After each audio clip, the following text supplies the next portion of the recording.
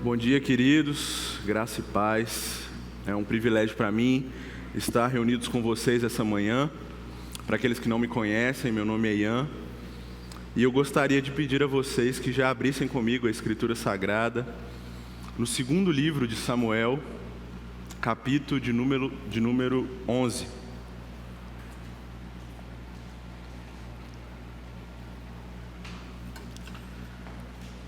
Hoje nós faremos algo um pouco diferente. Nós estudaremos o capítulo 12, mas olhando também para o capítulo 11. Então, à medida que eu for instruindo vocês virem as páginas da sua Bíblia para ir do capítulo 12 para o capítulo 11 e do capítulo 11 para o capítulo 12. Mas eu prometo que todo mundo vai poder almoçar hoje, no horário correto, tá bom? Gente, nós já conhecemos o personagem de Davi, ungido de Deus e rei escolhido pelo Senhor para suceder Saul, aquele que seria um bom rei para Israel. Eu me lembro que no ano passado eu estive aqui também expondo o texto de 1 Samuel capítulo 13, quando Davi aparece pela primeira vez. Lá ele é mencionado como um homem segundo o coração de Deus. Mas eu lembro de ter avisado a vocês também que apesar de ser um bom rei, e ele seria mesmo, Davi ainda era um pecador. E agora no capítulo 11 e no capítulo 12, o que nós vemos é a realidade pecaminosa de Davi. Como destaca o comentarista Robert Schom, Davi aqui transgride o 7º e o 10º mandamento, adultério e cobiça, e para encobrir o seu crime, quebra o 6º e o 8º mandamento, assassinato e falso testemunho. O problema é que, apesar de cometer esses pecados, Davi segue a vida. Ele não tenta reparar os seus erros. Ele não se arrepende. Pelo contrário, o que ele faz é fingir que nada aconteceu. E muitas vezes é o que nós fazemos. Nessa manhã, então, Deus nos chama para olhar para o nosso passado, para ver onde pecamos e quais pecados nós temos arrastado para o nosso presente. Quais pecados estamos tentando arrastar para o futuro. Foi o que Davi fez. Mas apesar de tentar ao máximo esconder, mentir e enterrar, o texto nos diz que Deus viu tudo aquilo. Olhe para o verso 27 do capítulo 11, por enquanto nós leremos apenas esse versículo. O texto diz: porém, isto que Davi tinha feito pareceu mal aos olhos do Senhor. Vamos orar mais uma vez? Deus traz neste momento luz aos nossos olhos, para que possamos compreender a Tua palavra e que o Teu Espírito Santo a aplique em nosso coração e que possamos sair daqui deste tempo, nessa manhã, aplicando na nossa vida prática tudo que ouviremos agora. Essa é a nossa oração, em nome de Jesus. Amém.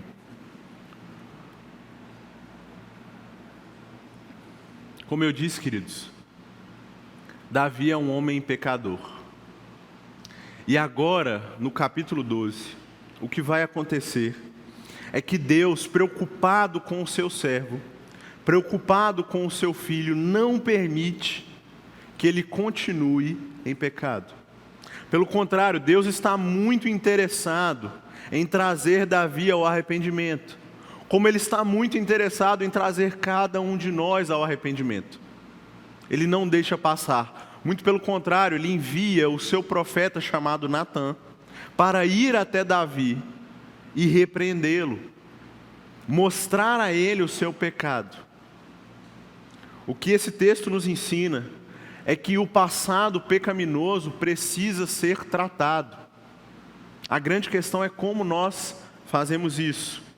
E se tomarmos o exemplo do capítulo 12, se tomarmos o exemplo do que Natã fez com Davi, e do que Davi diante da exortação fez, temos pelo menos 3 respostas que você pode acompanhar no seu boletim. A primeira delas é que o passado pecaminoso deve ser tratado com avaliação bíblica.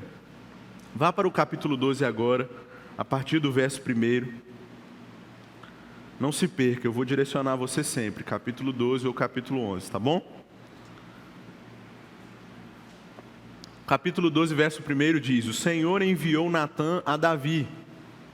Natã foi falar com Davi e lhe disse: havia numa cidade 2 homens, um rico e outro pobre. O rico tinha ovelhas e gado em grande número, mas o pobre não tinha coisa nenhuma, a não ser uma cordeirinha que havia comprado. Ele a criou e ela cresceu em sua casa, junto com seus filhos, comia da sua comida, bebia do seu copo e dormia nos seus braços, e ele a tinha como filha. Certo dia chegou um viajante à casa do homem rico, e este não quis pegar uma das suas ovelhas ou um dos seus bois para dar de comer ao visitante que havia chegado. Ao invés disso, pegou a cordeirinha do homem pobre e a preparou para o homem que havia chegado. O que Natã está fazendo é contar uma parábola, mas ele não avisa Davi inicialmente. Então o rei pensa que esse é um caso real que aconteceu em Israel e que ele precisa julgar. O que Natã está tentando fazer aqui é colocar um espelho diante do rei Davi. É mostrar para ele, de uma forma muito interessante, o pecado que ele havia cometido. E para isso, ele cria alguns personagens e cria uma situação que é muito semelhante ao que aconteceu com Davi. O homem rico aqui, obviamente, se trata do rei. Um homem sem escrúpulos nenhum. E agora eu queria que você fosse comigo para o capítulo 11 e nós veremos as semelhanças da parábola com a história de Davi. Porque o texto diz, no verso 2 e 3, que uma tarde Davi se levantou do seu leito e passeava pelo terraço do palácio real. E dali viu uma mulher que estava tomando banho, o texto diz que ela era muito bonita. E Davi mandou perguntar quem era, e disseram a ele: é Batseba, filha de Eliã e mulher de Urias. É muito interessante, queridos, que o pecado de Davi começa numa tarde comum. Certo dia, como havia dito também o profeta Natã em sua parábola. Certo dia, num dia cotidiano, o pecado bateu à porta e esse homem abriu. Como disse o apóstolo Tiago, o rei, como todos nós, é tentado pela própria cobiça, que quando atrai e o seduz. Ele olhou e ele podia ter parado por ali, mas ele não fez isso, ele deixou o desejo tomar conta. Ele foi atrás de saber quem era aquela mulher. E quando soube, disseram a ele que essa mulher era casada, mas Davi não se contém. A cordeirinha que Natã menciona em sua parábola é essa mulher, a mulher de outro homem, um homem pobre chamado Urias, que em comparação a Davi nada tem, apenas uma mulher que ama, apenas esta mulher que ama. E Davi, mesmo tendo demais, mesmo sendo um homem abastado de riquezas, não se importa com nada e com ninguém. O texto diz no verso 4 do capítulo 11, que Davi manda mensageiros para trazerem Batseba. E ela vem e ele se deita com ela. O texto também nos informa que Batseba tinha acabado de se purificar da impureza da sua menstruação e depois ela voltou para casa. O rei não está pensando em nada, mas ele deveria pensar em Urias, que era um amigo leal, um companheiro de batalha. Ele deveria pensar em Batseba, que estava sendo defraudada. Ele deveria pensar na família que ele estava destruindo, instituição que o rei deveria proteger. E ele deveria estar pensando no Senhor que o instituiu o rei e a quem ele estava traindo agora. Então, quando Natã conta essa parábola, é isso que vem à memória de Davi. É esse passado tenebroso que Davi se lembra. E tem pelo menos 3 expressões que Natã usa com duplo sentido para cutucar Davi, para fazer ele pensar mais, refletir mais biblicamente sobre o seu passado. A primeira expressão é a expressão dormir. Ele diz na parábola que a cordeirinha dormia nos braços do homem pobre. E essa é a mesma palavra usada no capítulo 11 para dizer que Davi se deitou, dormiu com Batseba. A segunda expressão que Natan usa é a própria palavra filha. Ele diz que a cordeirinha era como uma filha para o homem pobre. E no hebraico a palavra filha é Bat, que lembra o nome da mulher de Urias, Batseba. E por fim, Natan usa a palavra tomou. O homem rico tomou a cordeirinha, que é a mesma expressão usada no capítulo 11, para dizer que Davi mandou que tomassem ou trouxessem Batseba a ele. Natan é muito inteligente, queridos, e ele de fato está interessado em acender novamente a consciência de justiça de Davi. Mas algumas outras coisas desse passado pecaminoso precisam ser lembradas. O verso 5 do capítulo 11 diz que a mulher concebeu e mandou dizer a Davi: estou grávida. Ele não esperava por isso, com certeza. Até então Davi enviava, mandava os seus mensageiros fazerem o que ele queria. Como rei, ele realmente tinha uma autoridade sobre aquele povo. Ele poderia fazer muitas coisas. Contudo, ele não é Deus. Ele não tem controle sobre todas as situações. E esse verso nos mostra o que Davi não esperava. Essa mulher aparece grávida. E agora, gente, ele não tem como esconder isso. A barriga vai crescer. E como o texto nos informou de forma muito atenciosa, aquela mulher havia acabado de se purificar da impureza da menstruação. Ela não poderia estar grávida do seu marido. Aquela criança foi gerada em uma relação pecaminosa. E para poder resolver isso, contornar isso, Davi começa a agir de forma ainda mais imprudente. O verso 6 nos diz que Davi manda mensageiros a Joabe, seu comandante, dizendo: manda-me Urias o heteu. E Joabe manda Urias a Davi. E quando Urias chega, Davi pergunta a Joabe como estava Joabe, como estava o povo e a guerra, bate um papo com ele, tenta enturmar o homem ali, mas por fim Davi faz o que quer. Ele diz a Urias: vá para casa e descanse. Mas o texto diz que esse homem não faz isso. Urias sai do palácio real, mas dorme ao portão do palácio, junto com os servos de Davi. E Davi sabe dessa notícia e não fica nem um pouco contente. O texto diz que ele chama Urias de novo e pergunta: por que você não foi para casa? Depois de uma viagem cansativa, depois de voltar da guerra. Mas Urias responde: a arca, Israel e Judá ficam em tendas. Joabe, o meu senhor, e os servos do meu senhor estão acampando ao ar livre. Como eu poderia ir para casa, comer e beber e me deitar com a minha mulher? Juro pela vida do rei que eu não faria tal coisa. Gente, sem nem saber, esse homem ele está mostrando a Davi os próprios erros. Ele diz: olha, como que eu poderia descansar, desfrutar de qualquer prazer, enquanto o povo de Deus guerreia, enquanto o povo de Deus dorme ao ar livre, em acampamentos? E foi exatamente isso que Davi fez. Davi, apesar de ter sido ungido rei para lutar as batalhas do Senhor, permaneceu em casa. E Urias diz a ele: eu não poderia fazer isso. Eu não posso.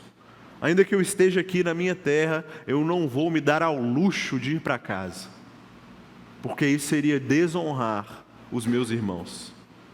Mas Davi fez isso.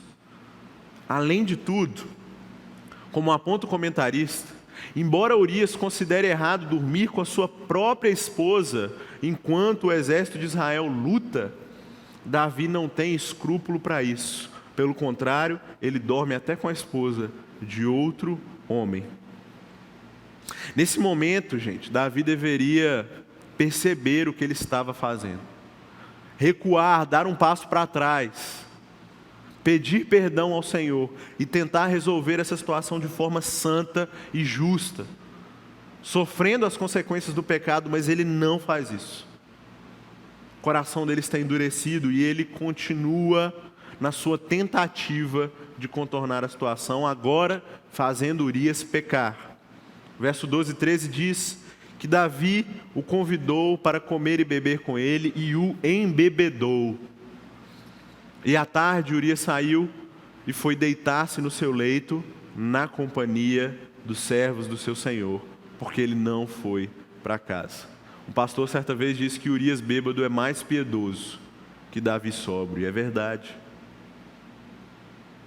Davi tenta embriagar esse homem, mas ele não consegue fazer com que este homem vá para casa. E eu acho que ele começou a ficar nervoso, desesperado, o tempo estava passando, a barriga de Batseba estava crescendo. Como que ele ia explicar isso? Se esse homem não se deitava com sua mulher. E aí Davi tem uma ideia ainda pior. Mas voltem ao capítulo 12 por um segundo, para vocês verem a reação de Davi à parábola. O que ele faz? Versos 5 e 6 dizem o seguinte: então o furor de Davi se acendeu contra aquele homem, o homem rico da parábola. E ele disse a Natã: tão certo como vive o Senhor, o homem que fez isso deve ser morto.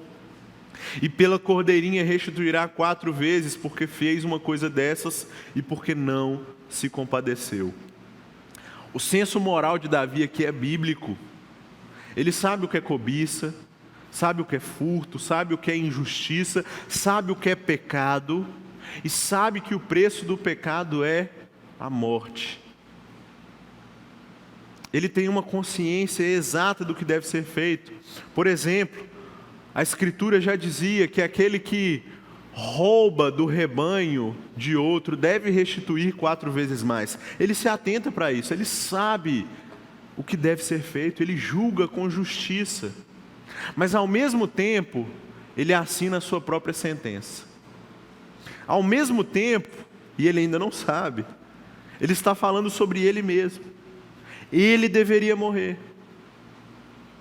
Ele deveria restituir 4 vezes mais. E no capítulo 11, agora você pode voltar para lá, no verso 14, ele faz a mesma coisa com Urias. Ele faz com que Urias carregue a sua própria sentença de morte. Porque ele escreve uma carta para Joabe e manda através de Urias. Devolve Urias ao campo de batalha e dá a seguinte instrução para Joabe, o comandante: ponha Urias na linha de frente, onde o combate for mais intenso, e depois deixem-no sozinho para que seja ferido e morra. E de fato é o que acontece. Urias, juntamente com outros soldados de Israel, é morto nesta batalha, por causa dos planos do rei Davi. Urias era inocente, queridos. Ele não deveria ter sido morto. Davi, por outro lado, era culpado e realmente merecia a morte. Segundo o texto de Levítico 20:10, se um homem adultera com a mulher do seu próximo, será morto o adúltero e a adúltera. Davi conhecia a lei. No capítulo 24 de Levítico, verso 17, diz que quem matar alguém será morto. É como se ele merecesse morrer 2 vezes, se fosse possível. E isso revela a seriedade do seu pecado. Aqui não é brincadeira o que ele fez. Não pode ser deixado de lado. Davi analisou a situação de forma correta. O homem que fez isso deve morrer. E eu fico pensando, gente, quantas e quantas vezes nós não atentamos para a seriedade do nosso pecado. Será que nós entendemos que merecemos morrer porque pecamos? Será que nós entendemos a gravidade dos nossos atos pecaminosos, das nossas transgressões? Hoje é o dia de avaliarmos biblicamente a nossa vida. avaliarmos o que temos feito, avaliarmos o que está escondido no nosso passado e o que nós estamos arrastando na nossa vida. Talvez você esteja sofrendo hoje consequências de pecados que você não abandona. E eu queria me atentar nesse momento para a imoralidade sexual, que foi o pecado de Davi aqui. Fornicação, adultério e pornografia estão se tornando comuns na igreja do Senhor. Uma pesquisa recente apontou que 50% dos homens cristãos e 20% das mulheres cristãs estão viciadas em pornografia. A propósito, gente, Davi não se deitou com Batseba à força, o texto nos diria se fosse o caso, ela quis também. Portanto, as mulheres não estão fora dessa narrativa. Precisam também ter cuidado, todos nós. Uma outra pesquisa mostrou que 33% de pastores e líderes evangélicos e 36% dos membros de igreja no último ano visitaram sites de sexo. Em 2014, um outro instituto chamado Boreal de Pesquisa e Estatística Cristã revelou que 65% dos jovens cristãos praticam constantemente sexo no namoro. E a mesma pesquisa revelou que 19% dos cristãos reformados, e agora nós estamos falando do que nos é próprio, 19% já tiveram relação extraconjugal. Isso é muito sério. Esses números são extremamente alarmantes. E eles continuarão subindo enquanto nós não nos preocuparmos seriamente com o que nós estamos fazendo.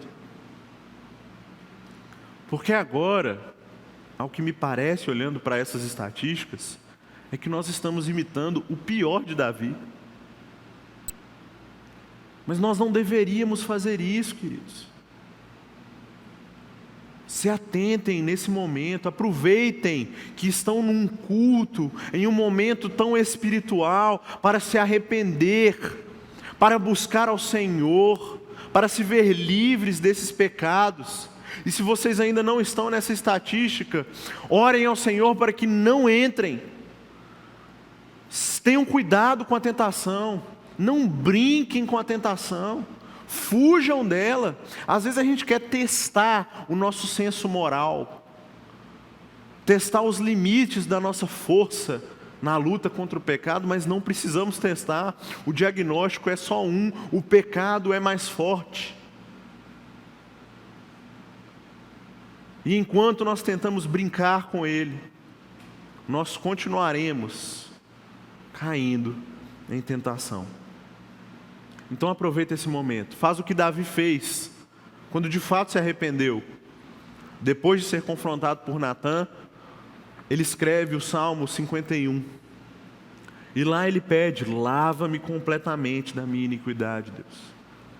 Purifica-me do meu pecado. Esconde o seu rosto dos meus pecados e apaga todas as minhas iniquidades. Cria em mim um coração puro e renova dentro de mim um espírito inabalável. Essa deve ser a nossa oração. E seria muito bom que fizéssemos ela antes de chegarmos aonde Davi chegou. Antes de nos vermos destruídos pelo pecado. Então não é tarde. Ainda que você carregue esse pecado há muito tempo, confesse a Deus e se arrependa. E se não for a imoralidade sexual, seja qual pecado for, queridos, avalie a sua vida nessa manhã. Se arrependa e busque a Deus. Não continue arrastando isso para o resto da vida. Então busque Ele agora. Busque Ele em oração. Em segundo lugar, o passado pecaminoso deve ser tratado com confrontação direta.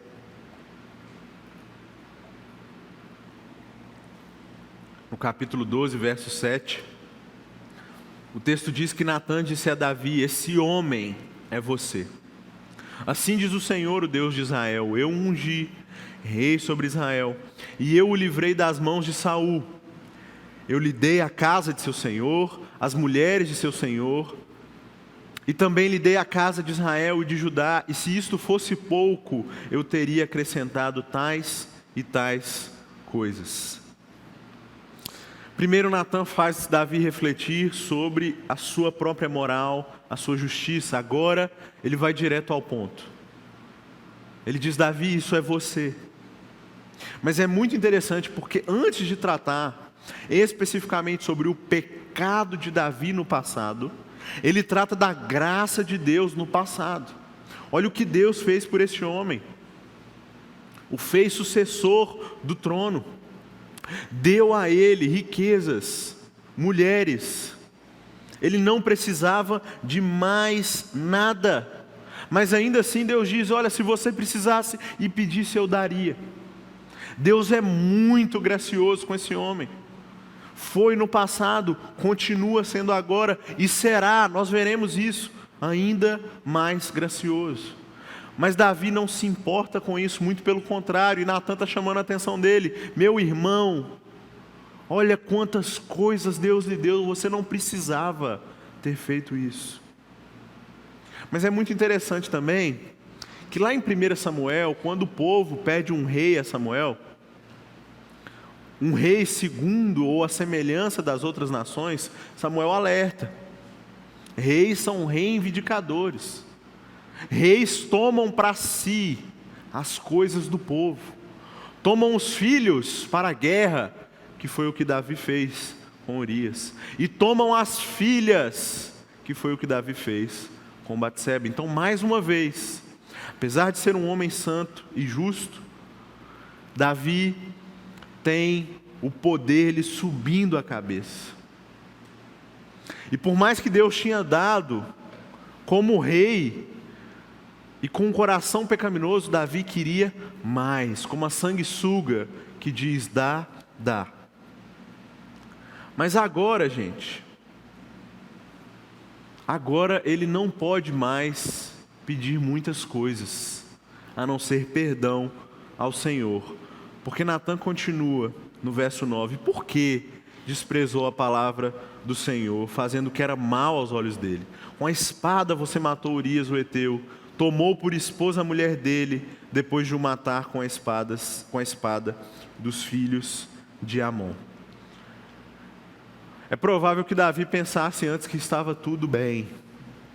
Quando ele soube da morte de Urias, o texto diz no capítulo 11, verso 25 e 26, Davi ficou muito tranquilo. Disseram a ele: olha, alguns soldados morreram, uma tragédia. E Urias também estava no meio desses homens e morreu. E Davi diz: olha, diga a Joabe que não encare isso como um mal. A espada hoje devora este, como aquele amanhã. Acontece. Não é? Se estamos numa guerra, as pessoas elas vão morrer mesmo. Isso é inevitável. Essas palavras de Davi revelam insensibilidade. Ele não estava preocupado naquele momento com Urias. O texto ainda diz que a mulher de Urias, Batseba, soube que o marido havia morrido e chorou por ele, e Davi não estava preocupado com ela. Ele não está preocupado com ninguém, só com ele mesmo. Ele segue a vida. O texto diz que ele só espera passar o luto para trazer Batseba ao palácio. É só isso que ele faz. Mas agora, no presente, quando Natã o confronta, ele é tomado, queridos. E o texto vai nos dizer isso: tomado de tristeza, tomado de arrependimento. Mas demorou demais. E porque ele pecou contra Deus várias vezes, sequencialmente, porque demorou em seu pecado e se estendeu, isso terá várias consequências, graves consequências. Você pode ir para o capítulo 12 e ficar lá de vez agora, tá bom? O verso 10 e o verso 12 dizem Palavras de Deus por meio de Natã. Agora, pois, a espada jamais se afastará da sua casa, porque você me desprezou e tomou a mulher de Urias, o heteu. Assim diz o Senhor: eis que farei com que de sua própria casa venha o mal sobre você. Tomarei as suas mulheres à sua própria vista e as darei a outro homem, que se deitará com elas em plena luz do dia. Porque você o fez em segredo, mas eu farei isso diante de todo o Israel. Mais uma vez, além de dizer que o homem que fez essas coisas na parábola de Natã merecia ser morto, Davi também diz que o homem deveria restituir 4 vezes o que ele roubou. E é exatamente essa pena que Deus dá a Davi, segundo a análise do próprio rei. Primeiro, 4 dos seus filhos morrerão. O filho que nasceu de Batseba, Amnon, Absalão e Adonias, e os 3 últimos, de forma extremamente violenta, assim nos conta os capítulos sequentes de 2 Samuel. Além disso, 2 Samuel 16 também nos diz que Absalão, filho de Davi, se deita com as concubinas de seu pai no terraço do palácio diante de todo Israel, conforme o que o Senhor disse aqui. Imaginem a vergonha, imaginem a tristeza para esse pai, perdendo filhos, tendo seu próprio filho se deitando com suas mulheres diante de todo o reino. Mas são consequências do seu pecado. E não chegam, gente, nem perto do que Davi realmente merecia. Davi merecia a morte, como eu já disse aqui. Na verdade, todos nós merecíamos. Se não fosse a misericórdia e a graça do Senhor, nós deveríamos ser fulminados. Não restaria um aqui para prestar culto a Ele. Nós só podemos fazer isso esta manhã, porque Deus é misericordioso e gracioso. E Ele revela mais uma vez sua misericórdia e graça na vida de Davi. Porque Natã diz a Davi que o Senhor o perdoou do seu pecado. E você não morrerá. Mas Natã só diz isso porque Davi antes disse: pequei contra o Senhor. Essa afirmação é a afirmação de arrependimento de Davi. Ele exclama, dessa vez, enxergando todo o mal que fez, profundamente arrependido. Diferente do seu antecessor Saul, Davi não tenta justificar os seus pecados. Saul tentou fazer isso quando foi repreendido por Samuel. Samuel disse a Saul: por que você não obedeceu ao Senhor? Por que fez o que o Senhor reprova? E Saul disse: não, eu obedeci ao Senhor. Naquele momento havia invadido uma cidade, tomou os despojos da cidade para si, mesmo Deus tendo ordenado que não o fizesse. Mas Saul disse: não, a gente queria pegar a melhor parte do rebanho, a melhor parte do gado e sacrificar ao Senhor. Em nenhum momento eu quis desonrar a Deus. Mas Samuel insiste: a obediência é melhor do que o sacrifício, e a submissão melhor do que a gordura de carneiros. Essa é a verdade. Mas Saul diz: pequei, mas foi porque os soldados insistiram e eu tive medo. Então Saul está tentando justificar, está tentando distorcer a palavra de Deus e por fim joga a culpa em outros. Mas Davi não faz isso. Ele simplesmente diz: pequei contra o Senhor, fiz o que era desagradável a Deus, e é por isso que o Senhor o perdoou.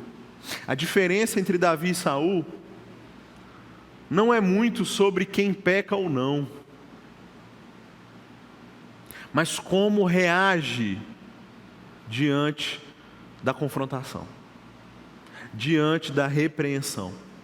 Como reage quando o pecado é colocado na frente deles?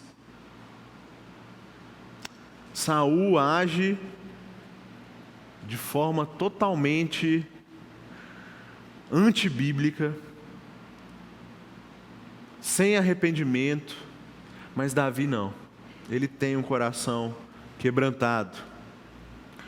Mas eu pergunto a vocês, como nós reagimos? Quando somos repreendidos, quando somos exortados, quando somos pegos em pecado e chamados ao arrependimento, como nós reagimos?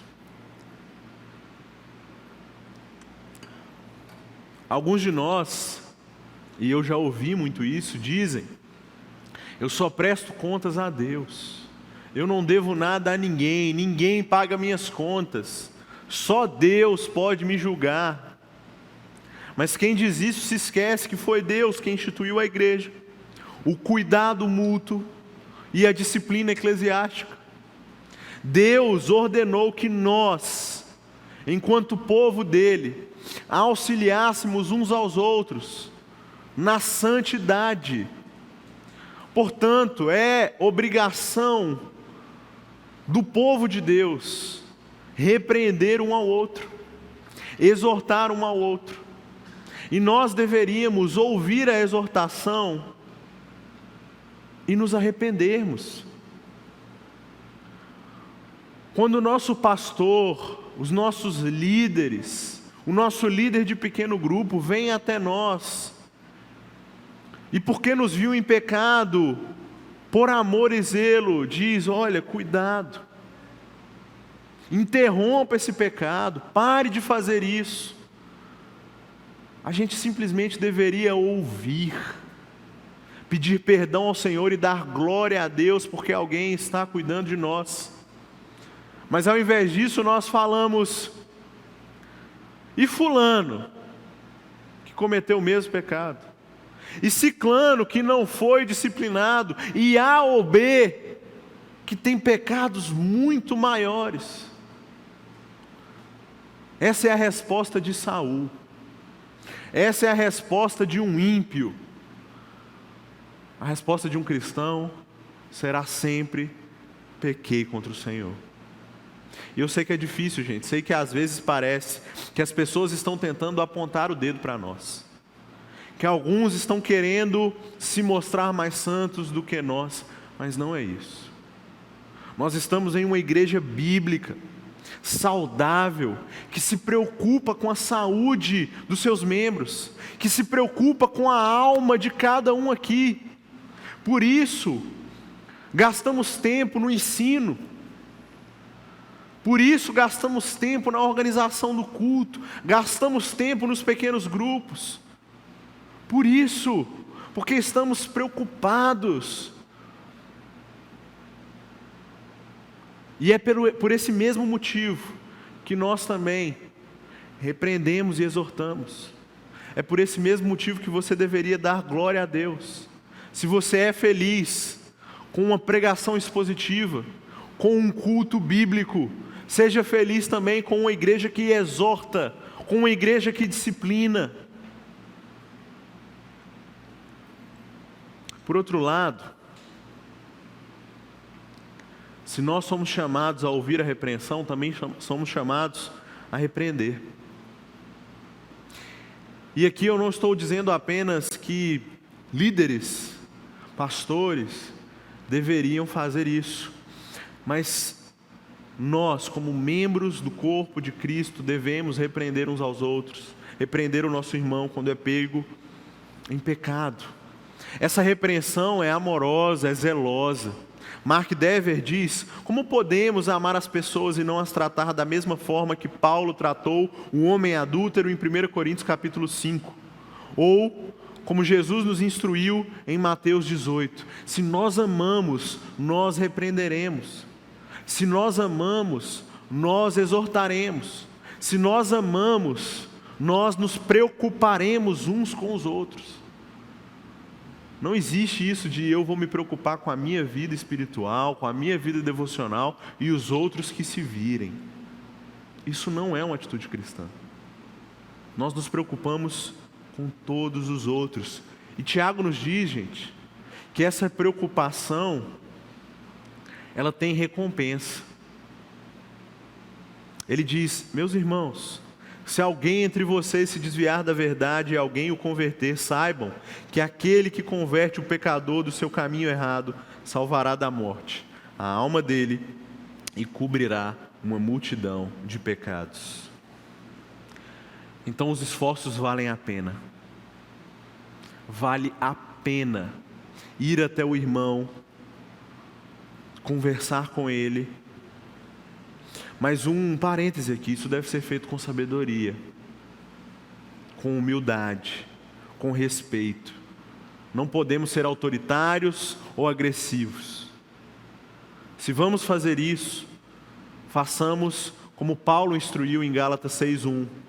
Se alguém for surpreendido em alguma falta, vocês que são espirituais, restaurem essa pessoa com espírito de brandura ou mansidão. Mas que a gente não deixe de fazer isso. Eu tenho certeza que, alinhados com aquilo que já temos, com a saúde desta igreja, se nós nos importarmos dessa forma uns com os outros, nós cresceremos juntos em santidade. E eu tenho certeza que essa é a vontade de Deus, como Ele diz em 1 Tessalonicenses 4:8. Amém, queridos? Por fim, eu já estou terminando, o passado pecaminoso deve ser tratado com reparação justa.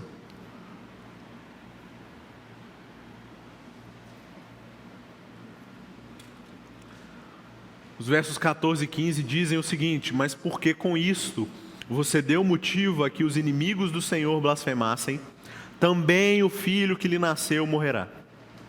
Então Natã foi para sua casa, e o Senhor feriu a criança que a mulher de Urias teve com Davi, e a criança adoeceu gravemente. Apesar de Deus já ter perdoado Davi, o seu pecado ainda precisava de reparação. E haviam consequências para o que ele fez. E aí acontece a primeira tragédia. A criança adoece. E a resposta de Davi a isso, o texto diz, versos 16 e 17, é que ele suplica a Deus pela criança. Davi jejuava e, entrando em casa, passava a noite deitado no chão.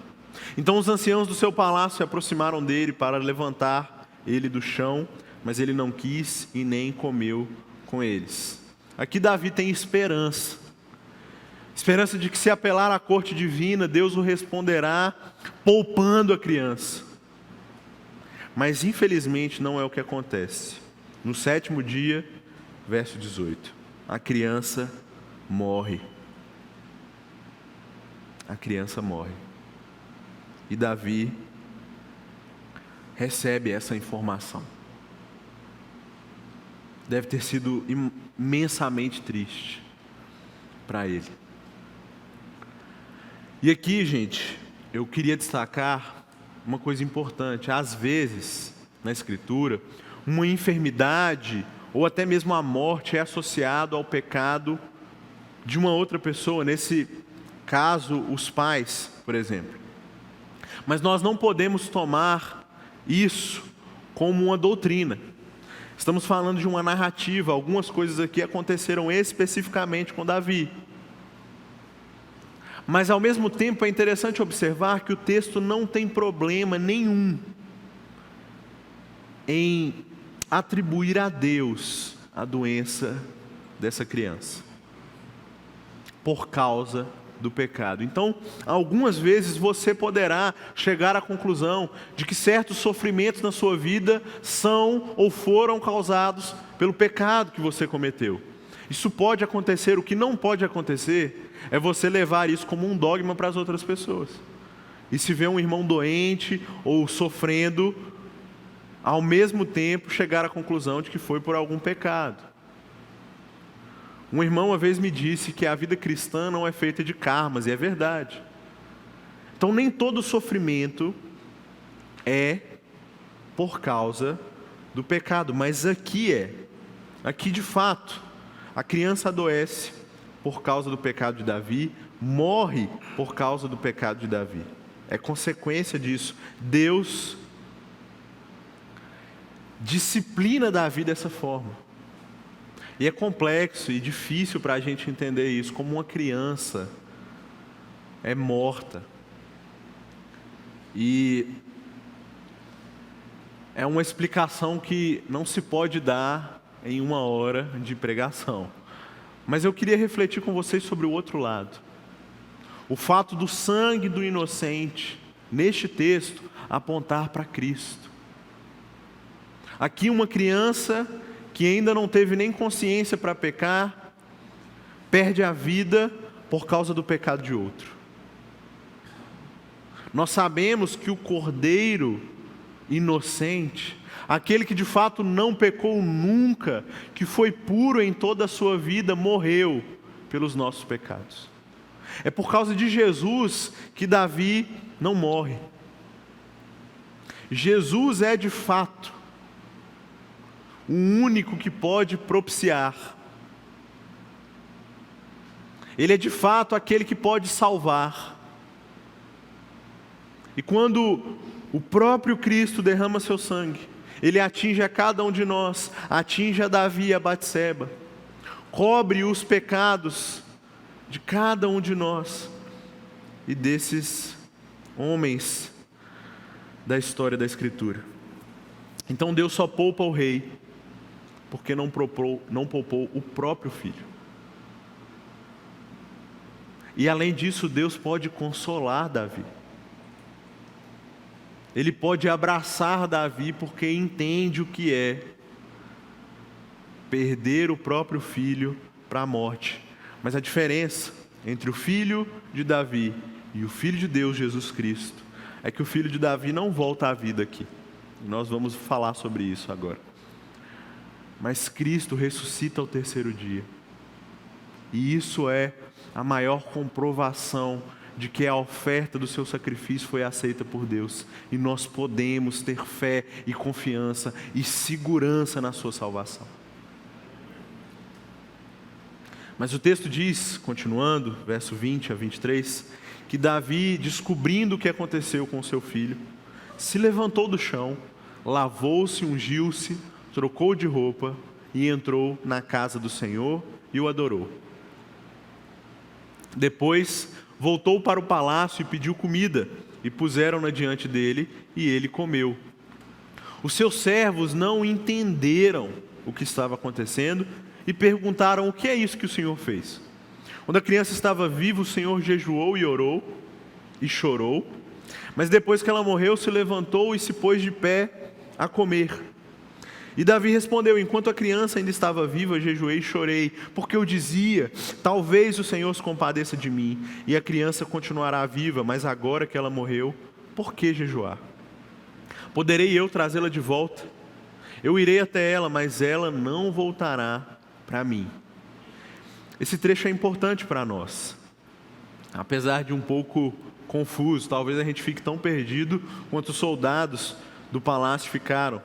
Mas percebam, em primeiro lugar, o choro, o jejum e a oração andam de mãos dadas, principalmente em momentos de sofrimento e de arrependimento. O jejum é uma ferramenta espiritual para que possamos pedir perdão ao Senhor, adorarmos a Deus e ao mesmo tempo pedir por santificação. E é isso que Davi está fazendo. Depois de se arrepender do seu pecado, ele jejua. Ao mesmo tempo, ele também usa esse momento para clamar ao Senhor, pedir ao Senhor. Ele se lembra de homens do passado que oraram e o Senhor atendeu. Abraão, por exemplo, que orou e o Senhor poupou Ló. Ou Isaac, que orou por sua mulher Rebeca e ela engravidou. Ou a própria Ana, que orou muito, diz o texto, e o Senhor a deu um filho. Além disso, o próprio profeta Natã tinha dito a Davi que se ele pedisse, Deus o daria tais e tais coisas. Então, Davi usa desse momento para pedir ao Senhor: por favor, Deus, poupa o meu filho. Mas ao mesmo tempo, o que a gente descobre nesse texto é que a resposta de Deus para essa oração foi negativa. Mas o jejum não foi perdido. O choro não foi em vão, porque o texto também nos diz que quando Davi descobre que o filho morreu, ele tem uma atitude madura, uma atitude santa. Ele se levanta, se veste e vai adorar a Deus, porque ele entendeu a justiça do Senhor, ele entendeu que merecia aquela disciplina, e ele entendeu que Deus é santo e bom, apesar de lhe parecer doloroso aquele momento, mas ele entende. O jejum de 7 dias, as orações e todo o choro renovaram o coração desse homem, deram a ele uma maturidade incrível. E é por isso, gente, que ele vai adorar a Deus mesmo sabendo que o filho morreu. Não é porque ele é um fanático religioso, mas é porque ele tem uma boa teologia e porque ele foi restaurado por Deus. Ele entendia que Deus atender às suas orações de forma negativa não faziam de Deus injusto ou mau. Ele sabia que Deus era soberano e bom, e que a vontade dele era boa, perfeita e agradável. Mas além disso, Davi tem uma esperança curiosa, onde ele diz: um dia irei até a criança. A comentarista do texto bíblico Joyce Baldwin destaca que Davi está se defrontando na sua própria mortalidade, mas mesmo aí encontra esperança, pois antevê o momento em que voltará a se unir com o seu filho. Mesmo sabendo que durante os seus dias na terra, seu filho não voltará à vida, Davi estava satisfeito. Esse homem entendia a realidade da ressurreição também. Isso fazia com que o coração dele se alegrasse em momentos de dificuldade. E deve fazer o mesmo conosco. Portanto, o que acontece aqui é que Davi encerra um ciclo. Ele havia se arrependido e agora sua relação com o Senhor estava restabelecida. Ele podia adorar novamente, podia orar novamente, e apesar das consequências que se seguirão nos próximos capítulos, o coração dele está tranquilo, porque ele está em paz com Deus. E agora que reparou a sua vida espiritual, ele segue para reparar a sua relação com Batseba. O texto diz, no verso 24 e 25, que Davi consolou Batseba, sua mulher, e teve relações com ela. E ela teve um filho, a quem Davi deu o nome de Salomão. E o Senhor o amou. E Davi o entregou nas mãos do profeta Natã. E este lhe chamou Gedidias, por causa do Senhor. É curioso que quando Davi recebe a notícia da morte de Urias, no capítulo 11, e Batseba também, essa mulher chora, mas não é consolada. Davi permanece inerte. Aqui, por outro lado, quando vem um outro sofrimento, Davi age diferente. A reparação da sua vida espiritual levou a ele a ter mais sensibilidade com sua mulher. Ou melhor, a paz que ele teve com o Senhor levou ele a ter paz, ou buscar paz com os outros. Em primeiro lugar, a sua própria esposa. Essa é uma mudança drástica no caráter desse homem. Mas uma outra mudança que o texto nos apresenta é que antes, lá no verso 15, Batseba era chamada de mulher de Urias. E agora ela é chamada de mulher de Davi. Isso mostra, e não é um erro autoral ou uma mudança despropositada, não. Isso revela que Deus agora abençoa essa relação. Isso é misericórdia e graça, irmãos. Deus agora pode colocar a sua mão sobre esses dois e abençoá-los. Abençoa tanto que eles geram um outro filho. E esse filho agora é chamado de amado por Deus. Esse é Salomão. E Salomão, diferente dos outros filhos de Davi, não será atingido pela espada. Pelo contrário, ele viverá uma vida longa, sábia. Ele vai suceder Davi no trono. Vai ser um homem piedoso, escreverá, aliás, 3 livros do Antigo Testamento. Esse é Salomão. A vida desse homem só apresenta a misericórdia de Deus. Como Deus, depois disso tudo, e esse é o grande questionamento, como Deus ainda abençoa Davi, como Deus ainda dá a ele um filho. E mais, gente, e isso para mim é o mais absurdo. Quando nós lemos a genealogia de Jesus em Mateus 1, versículo 6, o texto diz que na genealogia de Cristo estava Davi, que gerou Salomão, cuja mãe tinha sido a mulher de Urias. Deus, além de tudo, permite que Davi e o seu filho façam parte dessa descendência maravilhosa que trará o Messias, o Filho de Deus.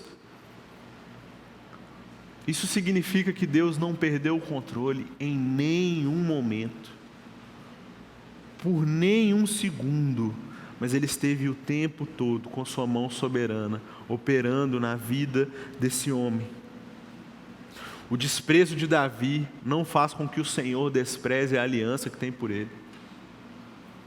A falta de controle de Davi não faz com que Deus perca o controle. O pecado de Davi não impede a graça de Deus. Pelo contrário, onde abundou o pecado de Davi, superabundou a graça de Deus em Cristo Jesus. E por fim, depois de reparar a sua relação com Deus, depois de reparar a sua relação com Batseba, o texto nos diz que Davi volta para a batalha, lugar que ele nem deveria ter saído, desde o capítulo 10. Ele entende novamente a sua missão, ele entende novamente o motivo pelo qual foi chamado por Deus, ele entende o que deve fazer, e ele vai para Rabá, encontrar o seu exército e dominar a cidade. Um outro estudioso afirma que Davi volta a se dedicar ao que sabe fazer melhor, travar as batalhas do Senhor. E essa paz militar que ele vai adquirir nesta vitória, suplementa a paz que Davi conseguiu com o próprio Deus. E de fato, se nós estamos interessados em realmente nos arrepender dos nossos pecados, em realmente pedir perdão ao Senhor, nós também devemos estar interessados em reparar os nossos pecados. Reparar aquilo que foi destruído pelas nossas ações pecaminosas. Se pecamos contra um irmão, devemos buscar reconciliação. Se atingimos alguém por causa do nosso pecado, devemos reparar isso, como Zaqueu fez, restituindo tudo o que havia tomado. É o que nós devemos fazer, como Davi. Nossa relação com Deus deve ser reparada, ainda que nos custe 7 dias de jejum. E a propósito, queridos, eu penso que nós deveríamos jejuar mais. Eu sei que você olha para mim e pensa que nem mesmo eu faço isso, mas deveríamos buscar ao Senhor em jejum, tirar uma refeição do nosso dia, separar 5 ou 6 horas sem comer, e nesse tempo, nesse período, orar, ler a Escritura, meditar na palavra. Essa prática realmente tem sido esquecida, mas ela é extremamente benéfica para o povo de Deus. Na Escritura, muitos homens piedosos jejuaram. Jesus nos instruiu a jejuar. Essa é uma prática espiritual, principalmente deveria ser usada em momentos de sofrimento, de arrependimento. Então faça isso essa semana, eu farei. Deixe de comer uma refeição, Eu sei que existem pessoas com dietas restritas e eu não estou querendo que ninguém aqui seja irresponsável ou negligente com sua própria saúde. Mas eu também sei que nós poderíamos fazer e não fazemos, por preguiça. Mas, gente, o jejum é precioso. Quando nós rejeitamos a comida que o nosso corpo precisa, quando nós rejeitamos o alimento que desejamos comer, nós estamos disciplinando o nosso próprio corpo. Estamos dizendo ao nosso próprio corpo para resistir. E isso nos ajudará a resistir aos desejos pecaminosos, às tentações. Trazer essa fraqueza ao nosso corpo, dará força ao nosso espírito. E além disso, enquanto jejuamos, buscamos a Deus e Ele mesmo nos dará força. E você pode pedir, usar esse momento para clamar ao Senhor por algum motivo. A restauração de um relacionamento, a restauração do casamento, a conversão dos filhos, de um amigo. Use esse tempo para isso. Mas foque no que Deus te dará como amor ao próximo, santidade. O que vier além disso é plus, é lucro. E às vezes Ele vai responder que não a algum desses pedidos. Talvez Deus não dê aquilo que você deseja, apesar de ser um pedido legítimo. Talvez Deus hoje ainda não leve à conversão o seu familiar, como você tem pedido. Mas mesmo assim, queridos, nós devemos confiar nele. Ainda que as nossas orações não sejam atendidas, ou melhor, sejam atendidas negativamente, porque Deus não deixa de responder orações, mas ainda que o Senhor diga não, nós devemos confiar nele. Em meio ao sofrimento, nós devemos confiar nele, entendendo que Ele é bom e que todas as coisas que Ele faz cooperam para o bem daqueles que o amam. Devemos ter a maturidade de Davi, que ainda diante de uma péssima notícia, se apronta e vai cultuar. É isso que nós devemos fazer, mesmo em meio à maior dor, mesmo em meio ao maior sofrimento, devemos colocar os olhos no Senhor. Se por outro lado, você entende que a mão de Deus pesa sobre você por algum pecado, esse é o momento de se arrepender. Se arrepender confiando que Deus é fiel e justo para nos perdoar de todos os pecados e purificar de toda a nossa injustiça.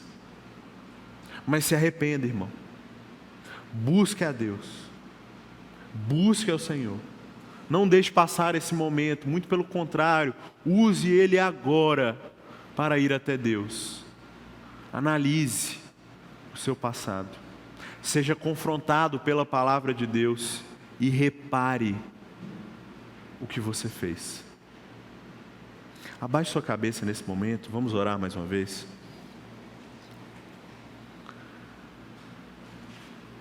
Avalie aquilo que você precisa hoje arrancar da sua vida.